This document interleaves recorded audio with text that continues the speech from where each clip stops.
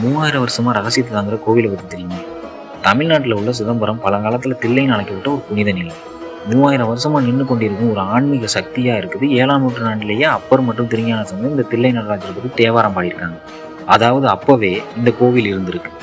முதலாம் ராஜராஜ சோழ காலத்துல இந்த கோவில் பேரரசின் ஆன்மீக மையமாகவும் மாறியிருக்கு. 108 நடன காரணங்களும் கோபுரத்துல செதுக்கப்பட்டிருக்கு. இந்த கோவிலின் இதயமே சித்த சபைதான். அங்க நடராஜன் ஆனந்த தாண்டவம் ஆடிட்டு இருந்திருக்காரு. இவரோட காலுக்கு கீழே தான் இந்த உலகத்தோட மைய புள்ளியே இருக்குன்னு சொல்றாங்க. ஆனா இங்க தான் கதையோட டேர்னிங் பாயிண்ட். நடராஜர் சன்னதிக்கு பின்னாடி ஒரு திரை இருக்கு. அந்த திரையை திறந்தா இங்க சிலை இருக்காது, வெறும் ஆகாயம் மட்டும்தான் தெரியும். அதுதான் சிதம்பர ரகசியம்னு சொல்றாங்க. இங்கு சிவன் உருவம் இல்லை, அவன் எல்லாவற்றிலும் நிறைந்த பரம்பொருள்னு அடையாளமா இந்த கோவில் இருக்கு. மார்கழி ஆருத்ரா நாள்ல ஆயிரக்கணக்கான மக்கள் இந்த ரகசியத்தை தரிசிக்க வருவாங்க. தில்லை ஒரு கோவில் இல்லை, அது பிரபஞ்சத்தின் ரிதம்.